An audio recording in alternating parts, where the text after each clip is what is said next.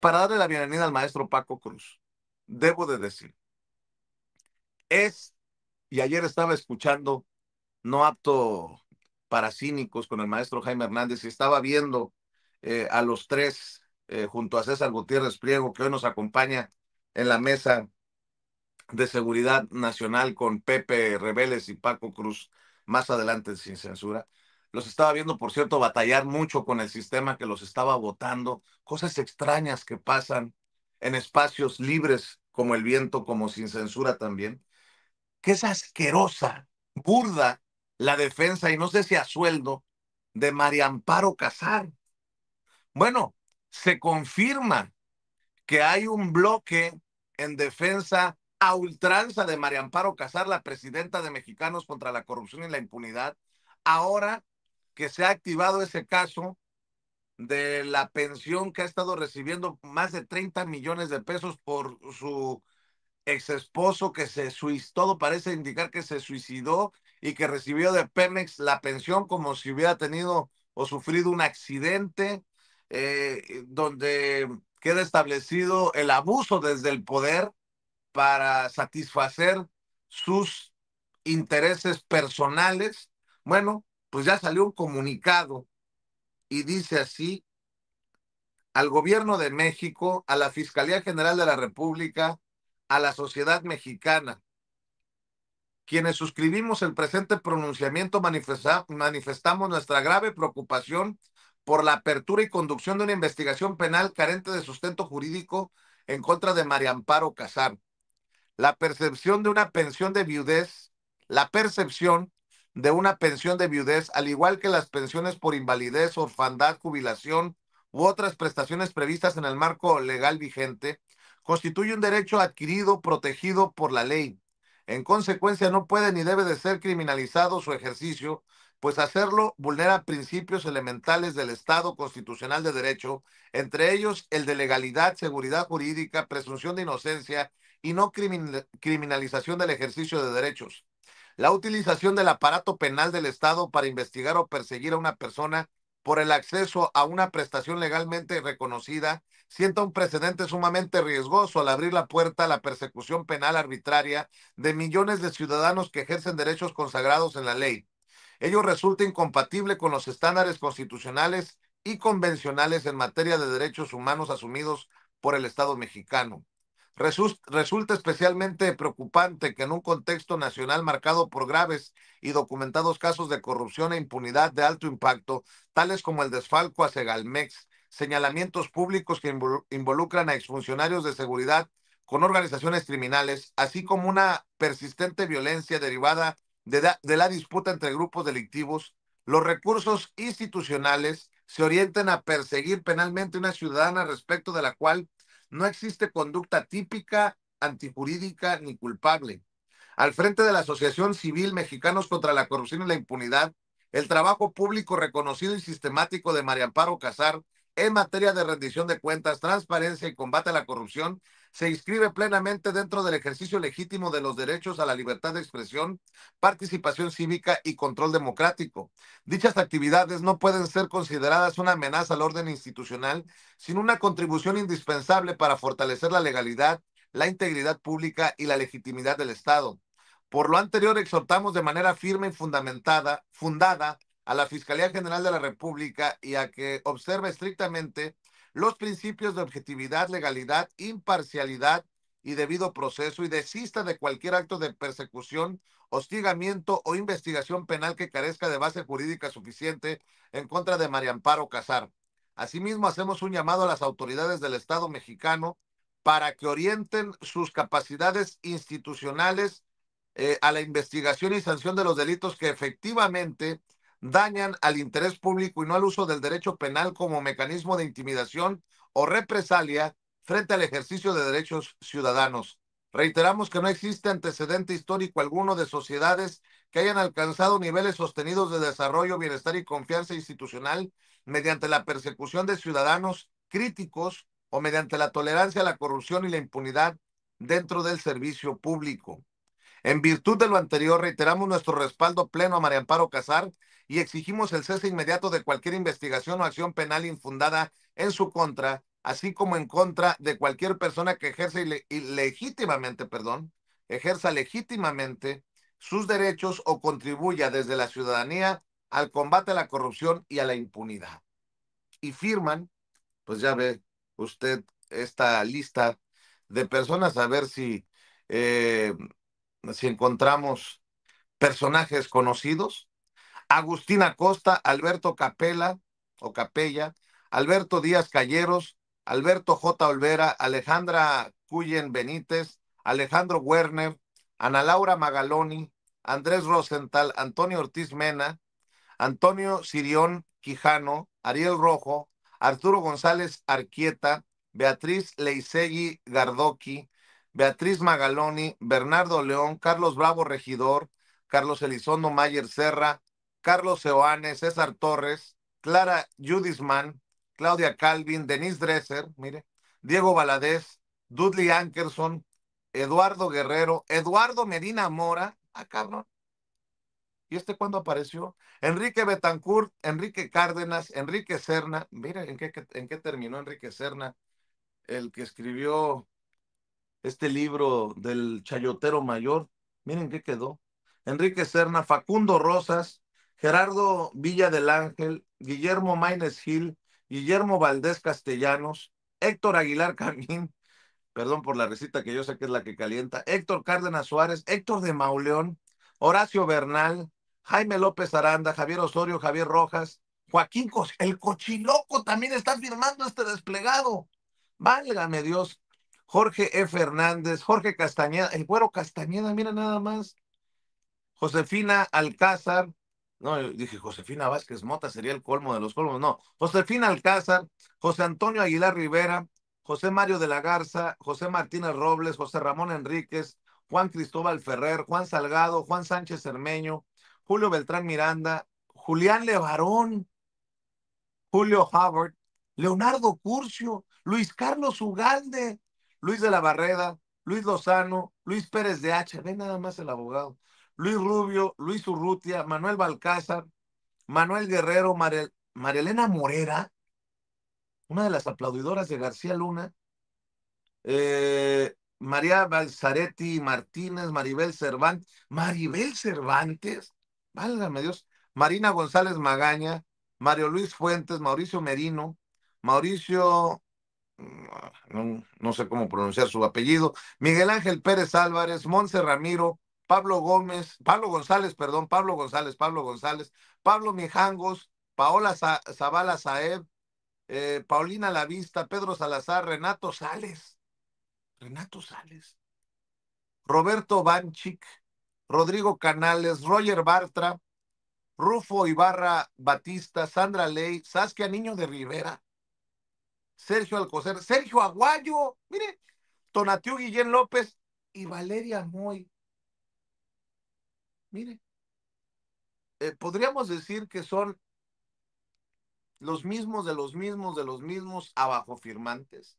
Bueno, un grupo de los mismos abajo firmantes. Pero bueno, déjeme saludar al maestro Paco Cruz. El tiempo avanza y no se detiene, aunque parezca canción romántica, el tiempo avanza y no se detiene. Y hay mucho, mucho que decir, mi querido Paco, más de 47 años en el periodismo, autor de una larga lista de libros. Le recomiendo sus más recientes libros, Las Damas del Poder, por contexto, para tal vez entender a los personajes. Hay que leer Las Damas del Poder, García Luna, El Señor de la Muerte, y los libros de referencia, Tierra Narca y La Guerra que nos ocultan. Me dice Ceci que ya llegaron los maestros, también Paco, te saludo con mucho gusto, ya llegó Jaime Hernández, décadas como corresponsal mexicano en el extranjero, corresponsal de guerra, fundador y conductor de su espacio en YouTube, No Apto para Cínicos, hay que apoyarlo, de lunes a viernes a las 2 de la tarde. 2 de la tarde, No Apto para Cínicos es la cita para apoyar al maestro Jaime Hernández con likes, con suscripciones, con superchats. Y también saludo a Norman Pearl, que ayer los vi y estaba complicado el sistema, los estaba votando continuamente y dije, bueno, ya veo se la aplica la de sin censura a los amigos de sin censura también. Entiendo que no fue fácil el programa ayer, pero ahí están dando la batalla de 7 a 9 de lunes a viernes, de 7 a 9 de la noche en Norman Pearl TV, cuando se encuentran estos muchachos ayer con César Gutiérrez Priego. No sé si fueron los odiadores de César o mis odiadores o los odiadores de siempre, pero toda mi solidaridad con ustedes, muchachos. Maestro Paco, te saludo primero a ti, ¿cómo estás? Vicente, ¿cómo estás? Jaime, Norman, buenos días. Hay tantos temas, Vicente, pero de veras, muchos temas. Pero somos tres, así que podemos sacarlos. Yo, fíjate, primero voy a abarcar. Todos son interesantes e importantes, pero primero el desconocimiento de Lili Telles, que es el narcoestado en este país se instauró desde 1932, Vicente, en la presidencia de la República. A partir de 1932, lo digo con conocimiento de causa, no porque estuve ahí, lo he estudiado desde 1911, cuando se instala el narcotráfico en este país, como lo conocemos ahora, ¿eh? Mucha gente piensa que el narcotráfico es un problema más nuevo. No, en este país hay narcotráfico como lo conocemos hoy desde mi, perdón, desde 1911 y llega a través del ejército revolucionario, a través de los coroneles, eh, eh, discúlpame, de pronto se me fue el nombre, Abelardo L. Rodríguez, ¿sí? Abelardo, discúlpame, en esa época era Abelardo Luján Rodríguez. Y en el 32, Abelardo Luján Rodríguez llega a la presidencia de la República, es el último rescoldo del maximato, y a partir del 32 podemos documentar cómo el narcotráfico se controla desde Los Pinos, desde la presidencia de la República, discúlpame, en Los Pinos hasta que llega Miguel Alemán Valdés y podemos documentar a cada presidente mexicano emanado del PRI o del PAN controlando el narcotráfico. Abelardo L. Rodríguez, Miguel Alemán Valdés, fíjate, yo tengo testimonios, ahora ya se murió un general que era mi cuate viejito y me contaba cómo en el gobierno de Miguel Alemán Valdés, que se crea la Dirección Federal de Seguridad, por cierto, Miguel Alemán Valdés y Carlos I. Serrano, que era el presidente, era coronel y presidente del Senado, desde ahí salían los operativos antinarcóticos y la droga, que se incautaba, iba a dar a una residencia conjunta de Carlos I. Serrano y de Miguel Alemán Valdés. Ahí llegaban y de ahí salían las armas, los operativos, todo el dinero del narco se quedaba en el presidente Miguel Alemán Valdés y en el presidente del Senado, Carlos I. Serrano. Y luego podemos ir a Luis Echeverría Álvarez, la familia de su esposa María Esther Zuno Álvarez controlando parte del narcotráfico, el secretario de Gobernación Mario Moya Palencia controlando lo que sería después el cártel de Guadalajara, Miguel Alemán Valdés dando visto bueno para la creación del cártel de Sinaloa con el Mayo Zambada, con Joaquín El Chapo Guzmán, Carlos Salinas validando el cártel de Sinaloa y luego tratando de controlar a todos los cárteles a través de Guillermo González Calderón, y que ese sí nadie me lo platica, y yo lo entrevisté, vi cómo trabajaba, vi cómo asesinaba, cómo torturaba, así que nadie me cuenta, Vicente, y luego podemos ir con Cedillo, negociando con el cártel, con Amado Carrillo Fuentes, el cártel de Juárez, y la familia de la esposa de Cedillo, que lo tiene César bien documentado, y yo lo documenté por mi parte, a César lo conocí hasta mucho después, controlando el cártel de Colima y lo que eran las drogas duras o por diseño, que después toma forma en lo que hoy es el fentanilo, pero ahí vienen las metanfetaminas, el cristal, todas esas drogas de diseño, y luego tienes a Fox, que en realidad de pronto lo menospreciamos a Fox, pero Fox le abre las puertas ¿a quién? A Genaro García Luna. A Genaro García Luna en 2001 le crea la Agencia Federal de Investigación, la AFI, y a partir de entonces se nota claramente la negociación de Genaro García Luna con los cárteles del narcotráfico, que después se tornan en organizaciones criminales ya completas, o mafias en la extensión de la palabra, controlando ya no solo el narcotráfico, sino otros delitos del fuero federal. Y luego tienes a Felipe Calderón Hinojosa. Te lo dije cuando nos conocimos, Vicente, el tiempo siempre me dio la razón. Desde 2010, tú y yo nos conocimos mucho después, pero en 2010 dije o afirmé que había un cártel del narcotráfico en Los Pinos que despachaba directamente de las manos de Felipe Calderón, de Genaro García Luna, y eso hicieron, eso había un cártel del narcotráfico, y de Peña Nieto desde 2008. En 2008 publiqué un libro que se llama Negocios de Familia. Dije, Enrique Peña Nieto controla todo el narcotráfico en el Estado de México y a todos los cárteles a través de su primo Cuitláhuac Ortiz Lugo, y otro personaje que aparece en mis libros también, que era la élite del grupo Atlacomulco. Y cuando llega Peña a Los Pinos, controlan el narcotráfico igual a través de Genaro García Luna, pero con Miguel Ángel Osorio Chong. Así que tú tienes el narcotráfico, se controló desde entonces. En Los Pinos, cuando llega el presidente Andrés Manuel López Obrador, se rompe ese control, y la oposición intenta cambiar de narrativa, que es lo que mantienen hoy. El narcoestado lo crea Morena. Morena es un narcoestado. En Morena opera una cártel en Palacio Nacional. No, hombre, esa es una narrativa que intentan cambiar hace mucho, pero la realidad es que cuando le das un seguimiento a partir de 1911, el narcotráfico en este país lo controlaron la presidencia, primero los coroneles, sí, los coroneles del ejército revolucionario, y después, a partir del 32, ya con conocimiento de cómo operaban todos los ingresos del narcotráfico como tal. Se controla desde la presidencia de la República, y a partir de Miguel Alemán, desde Los Pinos hasta que se va Enrique Peña Nieto, Vicente. Así que es parte del desconocimiento. Y nada más, mira, lo que pasa con Lili Telles, pues yo digo que es la ignorancia. Pues para mí es que siempre lo he dicho, es una analfabeta política, y no se trata de que solo haya ido a la preparatoria, no, se trata de la falta de lectura. Lo que pasó en Chile no es un accidente ni un péndulo, fue la indefinición de Boric, cuando el progresismo pretende gobernar sin tocar las estructuras y hace todo por satisfacer a los oligarcas. Pasa eso, lo que pasó en Chile.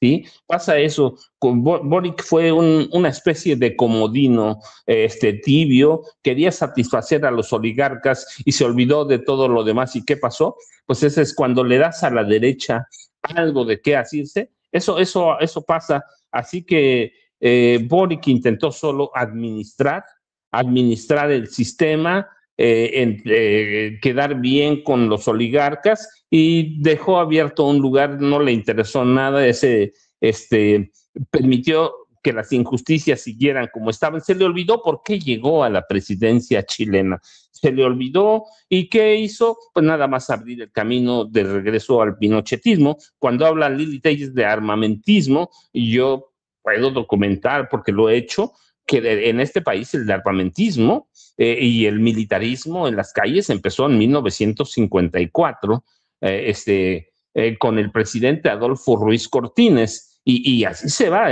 con Adolfo López Mateos. También Adolfo Ruiz Cortines es el primer presidente mexicano que envía oficiales militares a Estados Unidos y a escuelas de Inglaterra, de la Gran Bretaña, por ejemplo. ¿Para qué? Para prepararlos en temas que no conocíamos aquí, en represión, en tortura, en desaparición de personas. Así que ahí tienes, Vicente, pero es la ignorancia, y es lo que tratan de cambiar la narrativa de un país. ¿Lo van a poder hacer o lo van a poder lograr? No, Vicente, ni somos Chile, ni somos nada. Es un país que se politizó 2017, en 2018 dimos la primera prueba, y Venezuela, yo siempre digo, hay que tomar mucho la lección de lo que pasó en abril de 2002, en el golpe que encabezaron, que encabezó, entre otras personas, entre otros, a la mamá de María Corina Machado Parizca, ¿sí? La mamá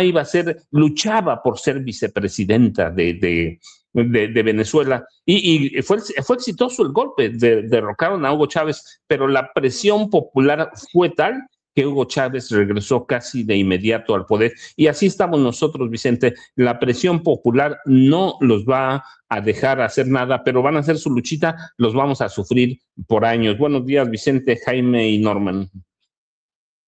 Buenos días, mi querido Paco, mi querido Jaime. También te saludo con mucho gusto. Ayer te veía muy molesto por esta defensa grosera a María Amparo Casar en nado sincronizado. Acabo de leer un desplegado, un comunicado sobre eso, sobre incluso el zafarrancho ayer en el Congreso de la Ciudad de México, vergonzoso.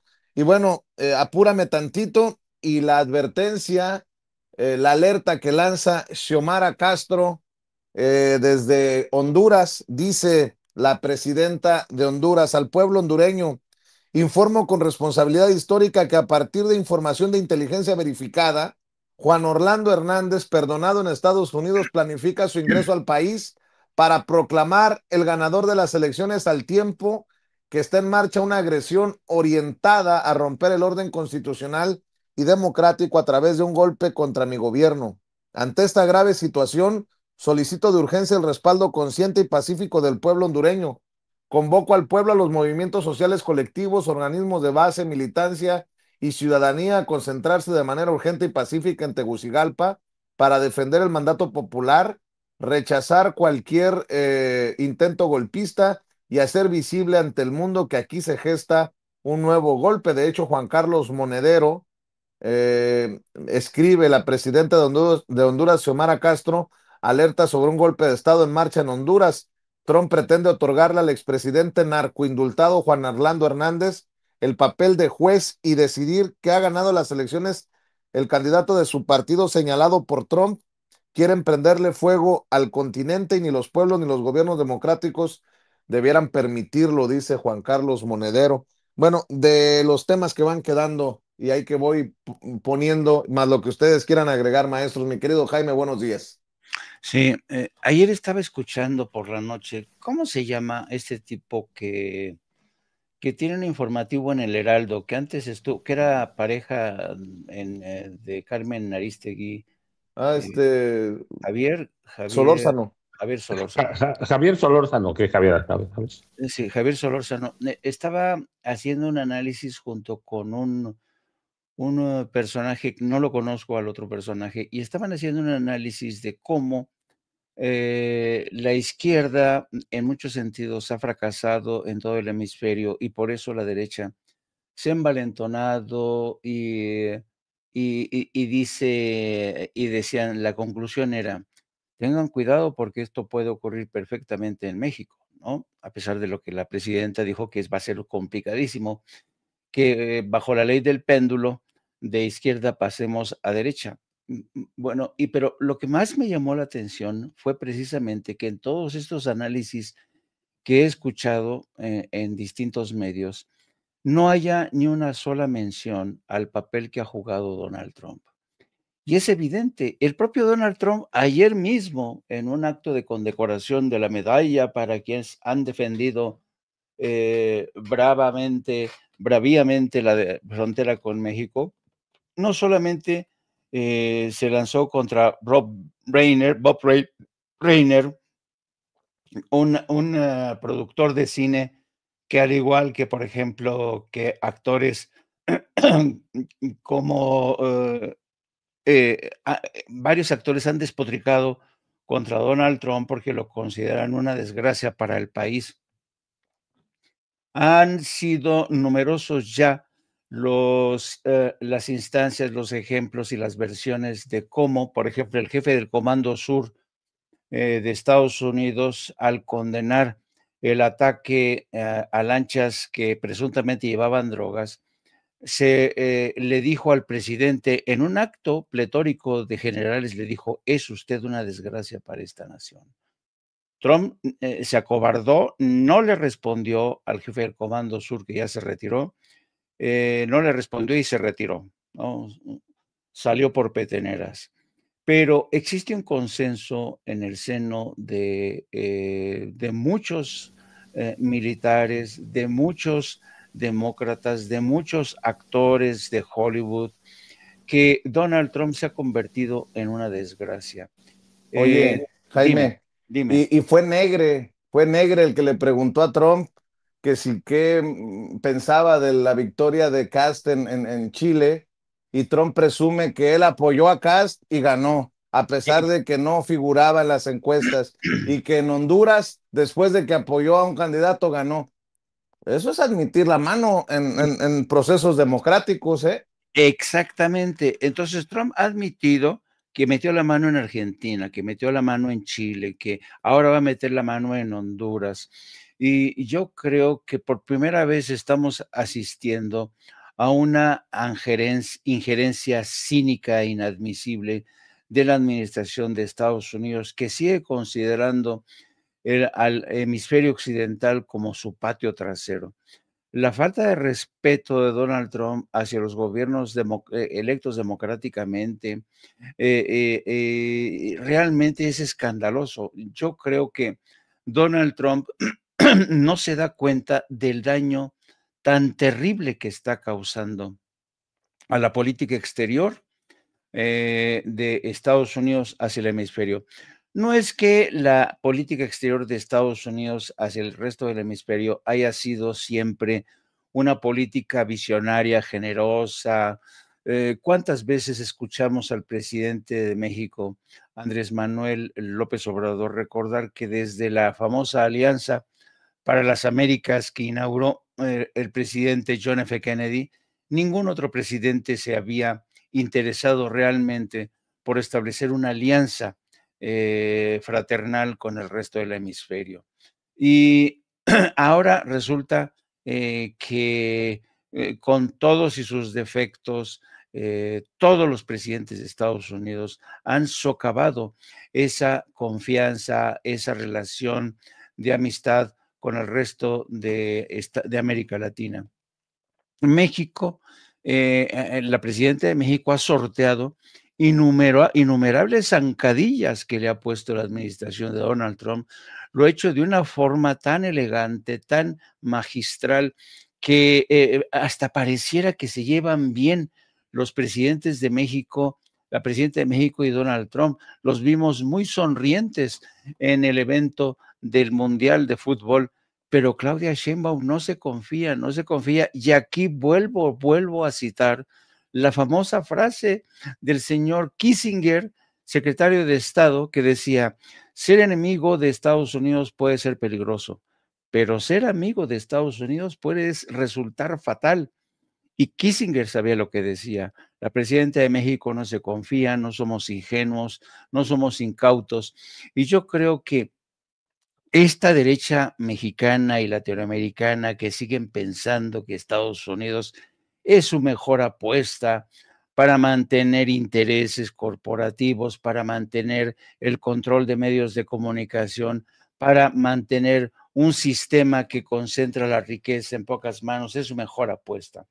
Y así vemos cómo este corporativismo se traslada a esferas de la delincuencia organizada. Está el caso de Amparo Casar. El evento, el acto que protagonizó la señora Amparo Casar es de delincuencia organizada.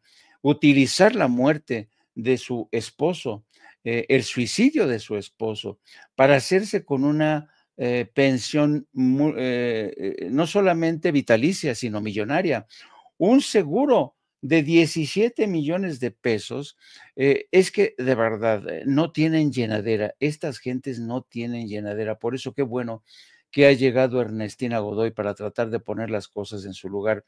Y esta defensa de todos estos abajo firmantes, fíjate, no, es que ¿quién iba a decir que todos estos? Bueno, la verdad es que no me sorprende algunos, me sorprende que hayan reaparecido algunos firmando, porque, ¿sabes?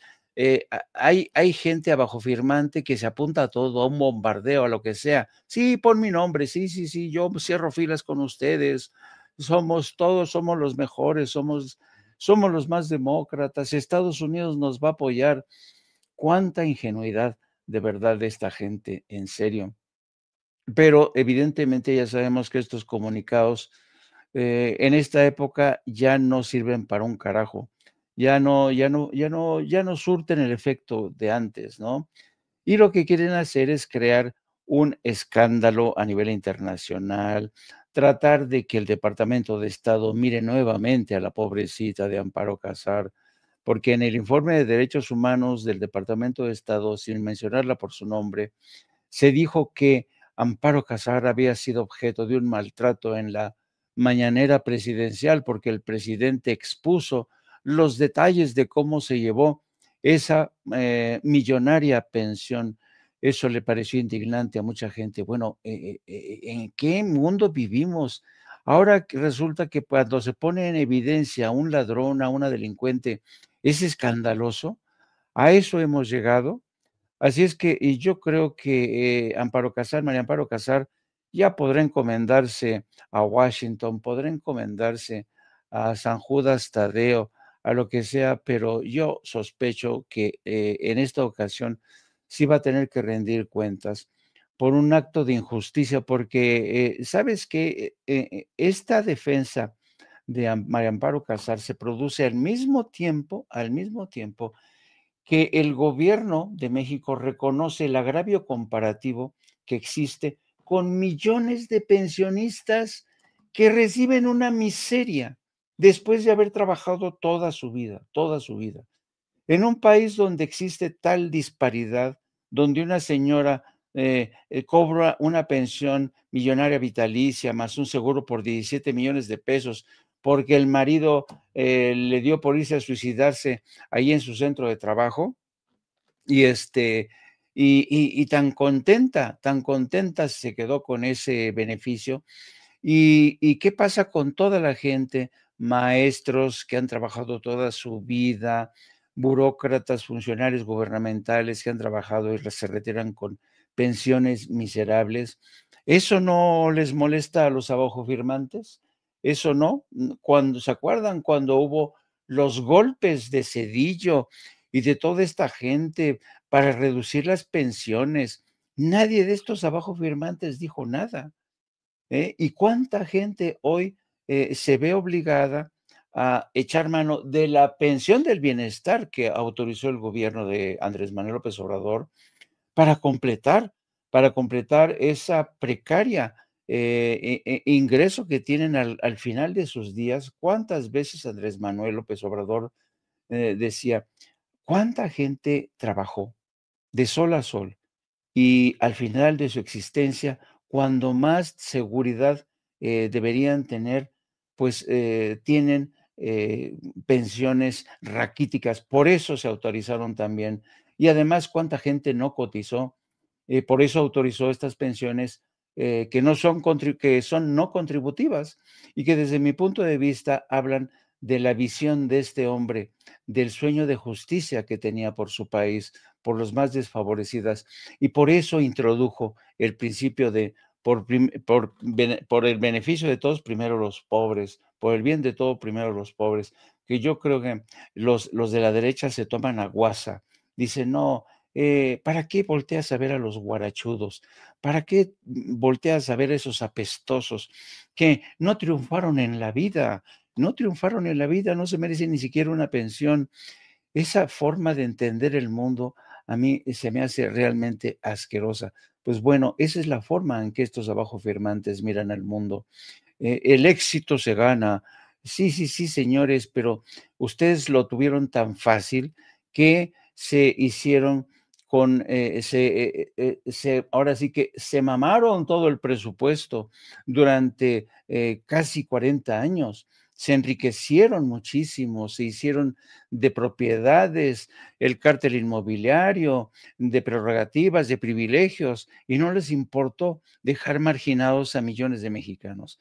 Por eso yo creo que la batalla de Amparo Casar, a quien ahora sí que pretenden presentar como la viuda de la nación, no les va a funcionar, porque además todo el mundo sabe que su alianza con este señor, el señor Claudio X González, la convirtió en millonaria. Claudio le pagaba bueno, gracias a USAID, que es el dinero que distraía la CIA para financiar movimientos golpistas como el que encabezó Claudio X González, sigue encabezando, y la señora Amparo Casar. Ahora resulta que estos hombres que son golpistas, que recibían dinero de Estados Unidos directamente, ahora son las víctimas.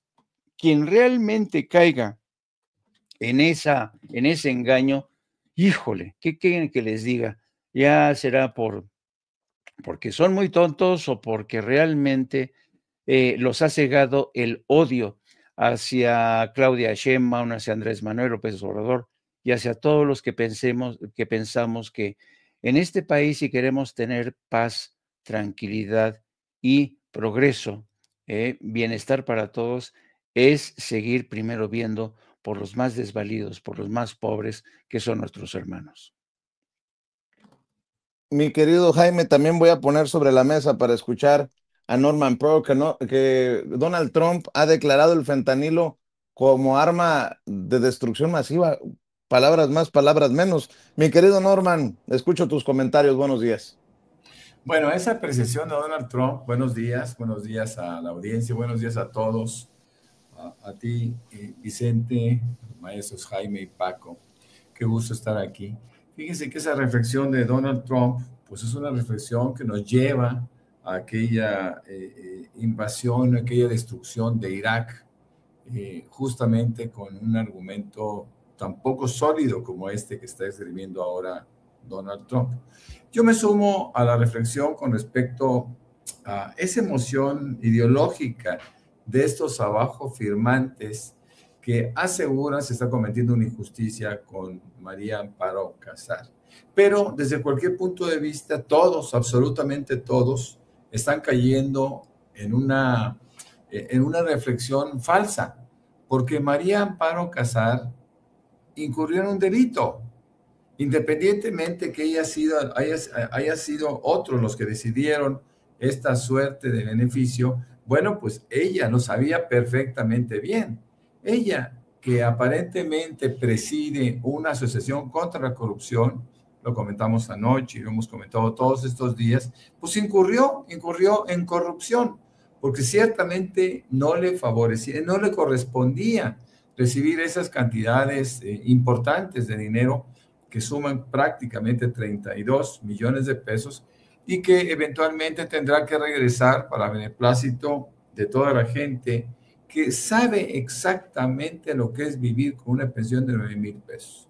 Así que yo creo que todos ellos están cometiendo un error, inclusive de carácter político, porque pierden credibilidad al hacer una defensa de alguien que no la merece. Ella es indefendible, vamos, desde cualquier punto de vista, inclusive más allá de las leyes, es indefendible en la medida que ella se aprovechó, considerando que tenía un puesto en gobernación, ella se aprovecha de esa relación para poder hacer efectiva una pensión que se ha dicho sobradamente desde ningún punto de vista merecía. Cambiando al tema el triunfo de Kast en Chile, bueno, ayer el presidente Petro habló abiertamente de que era un nazi quien habría de asumir esta presidencia e inmediatamente recibe una respuesta de Gabriel Boric, quien manda a llamar a su embajador, hay una nota diplomática en contra de Gustavo Petro. ¿Por qué? Porque Boric finalmente, desde un principio, desde sus primeros días, mostró esa inclinación tan grande por la derecha. Hago un recuento que me encuentro en Twitter, en X, un recuento inteligente y vasto sobre lo que podemos decir de Gabriel Boric, un teórico izquierdista, ¿no? Por lo menos que fue llevado por las asociaciones de izquierda progresistas de Chile a la presidencia, recibiendo este tipo de comportamientos que voy a citar a continuación. Atacó a Venezuela y a Nicaragua, condenó a Cuba por derechos humanos, defendió a Ucrania frente a Rusia, mantuvo procesos judiciales sobre manifestantes del 2019, no indultó a aquellos presos que protestaron a su lado en 2019 y que evidentemente eran presos políticos. Llamó demócrata al asesino Piñera tras su fallecimiento. Claro, era el empresario más importante de Chile. Mantuvo la militarización en el Gualmampú, que es un territorio mapuche. Reprimió a mapuches y a estudiantes. Los mapuches son un grupo indígena ancestral, importante, grande de Chile. Canceló su programa de reformas como pensiones y tributarias, negociando acuerdos con la oposición de derecha y empresarios.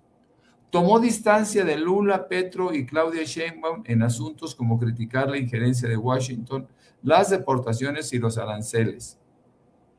Persecución política en su gobierno de líderes comunistas como Daniel Jadwe. No hay que olvidar que la candidata del progresismo chileno era del Partido Comunista.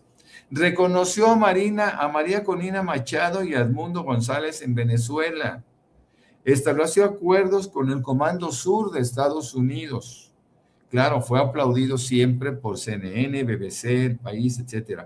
Y al final felicita al pinochetista Kast por su victoria. Que esto último podría considerarse como un acto de armonía política, pero de cualquier manera, Gabriel Boric queda de ver, por supuesto, en la historia de Chile y queda de ver a aquellos que votaron en su momento, recordando la afrenta contra la izquierda chilena, con la caída, con aquel golpe de Estado contra Salvador Allende, pero parece que les enseñó poco a los chilenos, porque finalmente es cierto que en primera vuelta gana por unos cuantos puntos la candidata comunista, pero todos, el segundo, el tercero y el cuarto lugar, eran de la derecha y ultraderecha chilena, que ha ido implantando Estados Unidos de una manera sistemática. Lo vemos en Honduras, en donde ya solamente se disputan el gobierno los dos representantes de la derecha. Lo vimos en Bolivia, que igualmente quedaron libres para segunda vuelta la derecha. Lo vimos en Argentina con esa tragedia de haber elegido a Milei. Y lo vemos en Ecuador, que a pesar de haber ganado, ya se hizo una defensa muy tibia de aquel triunfo en contra de Noboa. Triste lo que está pasando en América Latina, sí, cierto, pero es un aprendizaje, lo hemos comentado, lo dijimos ayer mismo en este programa, en Sin Censura.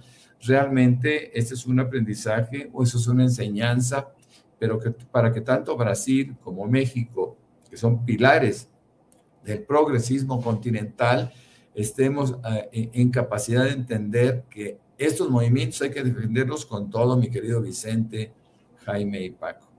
Mi querido Paco, usted dígame en esta segunda vuelta con qué va. Hay, creo, muchos temas ahí sobre la mesa.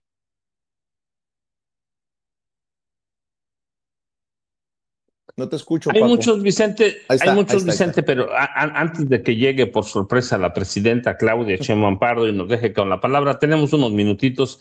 Voy a ser rápido, Vicente. Lo que pasó ayer en la legislatura o Congreso, que es unicameral de la Ciudad de México, además de espectáculo bochornoso, la verdad es que nos debe mostrar cómo son los prianistas, ¿sí? Y a mí me da, con eso, solo para señalar el ejemplo, que por eso está el bloque negro. Y esa es la voz de Jorge Romero Herrera. Cuando dio la voz de ataque, están los porros y los porros mujeres del PRIAN esperando cualquier cosa para agredir. Y voy a citar lo que dice Rebeca Ponce en el chat en vivo para que sepan que estamos pendientes a los dos lados. Dice: buenos días, Vicente, ya lo dijo a Malito Moreno, que se pusiera en su lugar a todos los morenistas. Esos del PRIAN tienen la línea de ser porros. Y sí, Vicente, lo que pasó allí es eso. ¿Viste? Déjame quitar el collarín para poder hablar, Vicente, bien. ¿Sí? Se quita el collarín, era un montaje pleno, abierto, una provocación a Morena mujeres y hombres del PRIAN están en plan de porros, que es la voz de Jorge Romero Herrera, la voz de Alito. Y nada más para cerrar, Vicente, eso es lo que pretenden hacer. Quieren incendiar este país, pero la verdad es que van a poder, no, pero también es reprobable el comportamiento de las legisladores y legisladores de Morena, Vicente, porque no deben responder a agresiones, no tienen necesidad, tienen mayoría, si les revientan una sesión, pueden hacer otra. Así que lo que pasó ayer en la legislatura de Ciudad de México, a mí yo les decía a Norman y a Jaime, me daba la impresión de que era cuando me llevaban de niño a la Arena Coliseo allá en la Ciudad de México, o al Cortijo que vivía atrás en la colonia Romero Rubio, muy cerca de la casa de García Luna, por cierto, fíjate, yo les he platicado. Así que lo que pasó ayer fue un espectáculo de lucha libre. Vicente, Norman, Jaime, buenos días. Yo ya saben, @Paco Cruz Jiménez en X, antes Twitter, Francisco Cruz Jiménez en Facebook. Gracias, mi querido Paco, mi querido Jaime.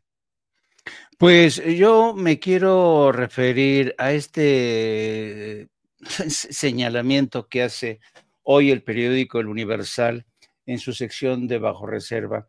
Dice que Alberto Pérez Dayán, cuyo voto fue clave en el avance de la reforma judicial, ha decidido no aceptar el cargo como embajador de México en España y que finalmente se quede en México. ¿Se acuerdan que ha habido numerosas versiones de que Pérez Dayán votó a favor de la reforma judicial porque presuntamente habría estado bajo amenaza por un escándalo vinculado a su ludopatía?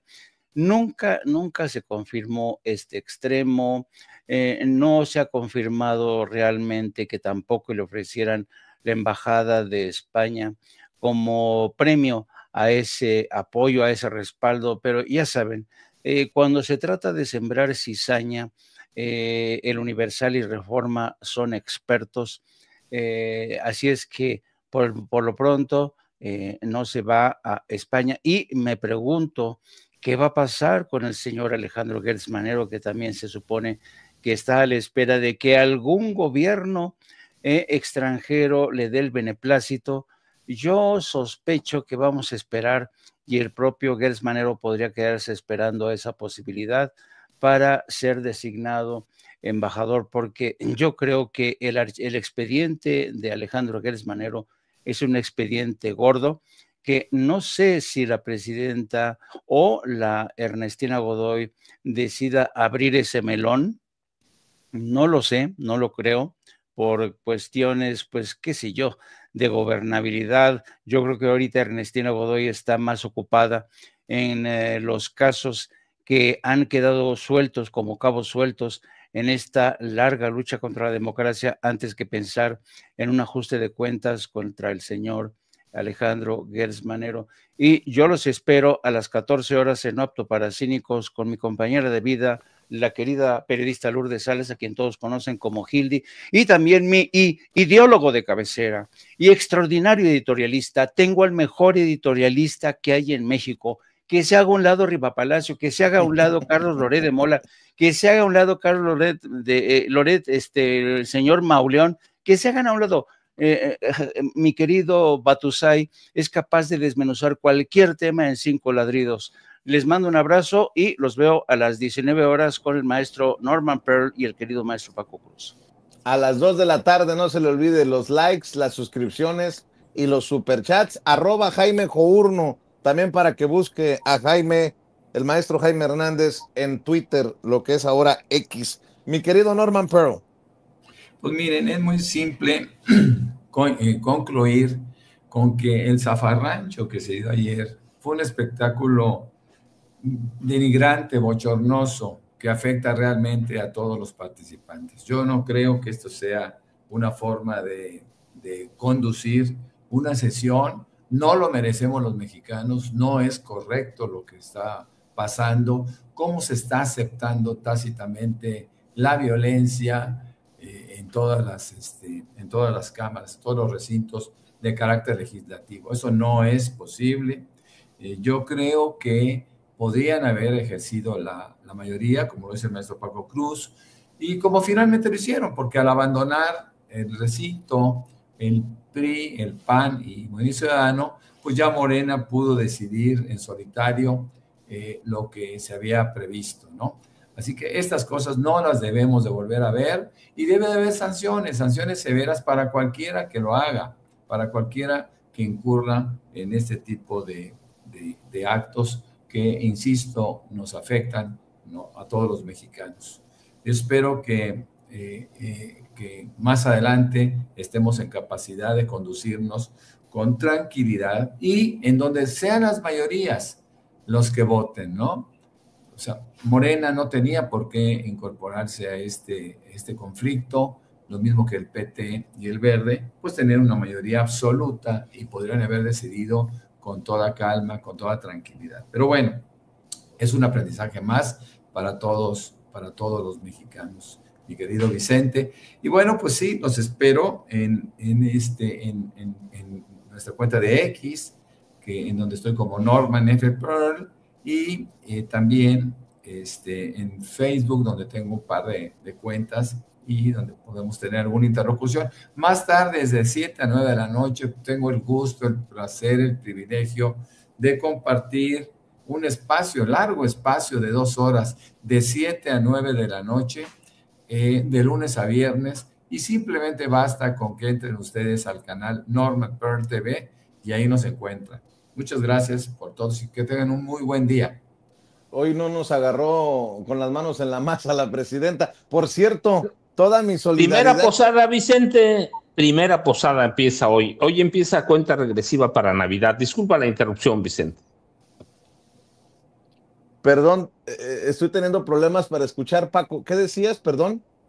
Vicente, hoy primera posada de la temporada navideña y esa es la cuenta regresiva para Navidad.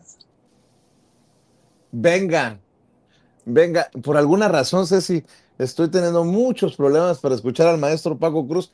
Mejor nos vemos al rato, Paco, para hablar de seguridad nacional y el caso de García Luna, que todo parece indicar va a apelar su condena esta semana después de un año, más o menos un año. La defensa estaría presentando su apelación formal en contra del juicio y la sentencia que se le impuso por cargos de narcotráfico. La boca se me haga chicharrón, pero no quisiera saber que Donald Trump mete la mano para de alguna manera presionar a México con este caso. Uno se imaginaría que el Poder Judicial en Estados Unidos está separado de la loca conducción del país que lleva Donald Trump, pero bueno, estaremos al pendiente y toda mi solidaridad con ustedes. Ayer los vi que el sistema los estaba votando, por eso digo, no sé si tienen sus propios odiadores, si les arrastran los odiadores míos a este caos o son los odiadores de César Gutiérrez Priego, que ayer lo tenían en el programa, pero los vi batallar mucho y bueno, me gusta la persistencia que vi. Entre más lo sacaban, más volvían, así como lo hacemos en Sin Censura. Pero bueno, así las cosas. Hay que darle, a pesar de todo, mi querido Paco, mi querido Jaime, mi querido Norman. Venga. Un abrazo, Vicente. Nos vemos un poco más al rato. Bueno, cuídense. Por alguna razón, fíjese que ahora soy yo el que está batallando para escuchar. Ayúdenos con los likes, ayúdenos antes de que llegue la presidenta, échenos la mano en este martes, échenos la mano con los likes, dele clic al dedito hacia arriba, dele clic al pulgar hacia arriba. Tenemos en estos momentos, no sé, muy bajos los números, debo de decirlo, muy bajos los números, menos 11,000 personas y solamente 5,000 likes. A 6,000 de ustedes se les olvidó dejar su like, así que por favor dele clic al dedito hacia arriba, suscríbanse, si les quitaron la suscripción, vuélvanse a suscribir y sobre todo activen la campanita, por favor.